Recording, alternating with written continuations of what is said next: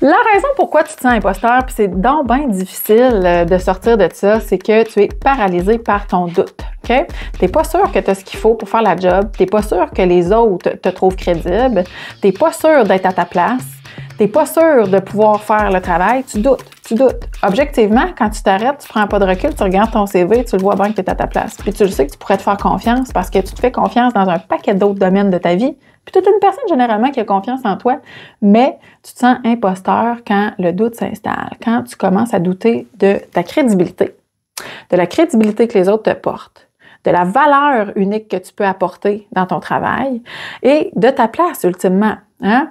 De se dire, ben finalement, peut-être que les autres se seraient trompés. J'ai pas vraiment ma place. Puis là, si on découvre que j'ai une faille cachée à ce moment-là, ma place est compromise ou ma crédibilité est compromise. C'est pour ça que tu te sens imposteur. Quand tu paralyses comme ça, puis que tu évites de passer dans l'action, ou que tu attends, ou que tu rumines tes doutes, ce que tu fais, c'est que tu es en train d'alimenter ton imposteur. Peut-être que tu t'en rends pas compte parce que dans le fond, quand tu doutes de toi, quand tu te questionnes, quand tu te remets en action, puis quand tu attends pour passer à l'action, tu interprètes ça comme un signal logique. Hein? Je suis pas sûre de mon affaire, puis je vais attendre d'agir. Ça a l'air logique. Mais en même temps, ce que ça fait, c'est que ça alimente ton imposteur parce que l'imposteur en toi ne peut jamais être calmé au niveau de son doute, ne pourra jamais se faire la preuve, trouver la confirmation que oui, je suis à ma place. Oui, je peux entreprendre ce projet-là. Oui, je peux passer à l'action. Non, ce sera pas parfait, mais c'est pas grave. Les autres vont me pardonner quand même, puis ils vont continuer de bien travailler avec moi, puis je vais continuer de sentir que j'ai des collègues qui me soutiennent.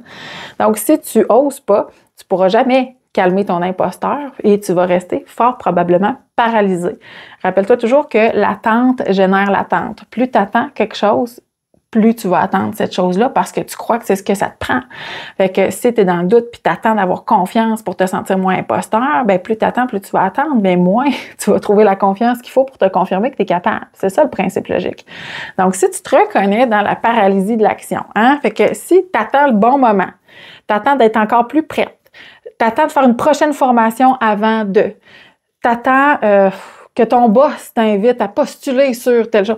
Si tu te reconnais dans l'attente, alors fais l'exercice suivant de te demander, ça se peut-tu, là, que j'ai mon imposteur en moi qui me crie bien fort que je doute, que je suis peut-être pas crédible, que c'est la voix de l'imposteur, puis c'est comme j'attends une preuve de l'extérieur pour me donner confiance, mais il faut que j'aille la chercher, cette preuve-là. Plus tu attends, plus tu vas attendre. Faut que tu te mettes en action, que tu oses, que tu sortes finalement de la paralysie, et c'est comme ça que l'imposteur en toi va se dégonfler.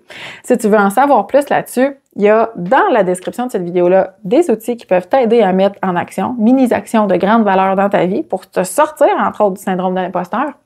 Il y a un lien aussi pour un groupe Facebook qui s'appelle Ton Annexe, qui est un groupe privé dans lequel je diffuse du matériel exclusif pour nous aider finalement à cheminer dans nos vies professionnelles et personnelles, à être en route vers l'excellence, mais sans se brûler. Et tu vas retrouver aussi dans la description de la vidéo d'autres outils gratuits que tu peux venir chercher là, pour améliorer finalement ton quotidien, ton confort au travail. Oublie pas de t'abonner à la chaîne. Jeudi prochain, il y a d'autres capsules qui s'en viennent comme à tous les jeudis et jeudi prochain, ce sera la suite de celle-ci. Alors, je te donne rendez-vous jeudi ici sur la chaîne et je te remercie. Je te souhaite une belle journée.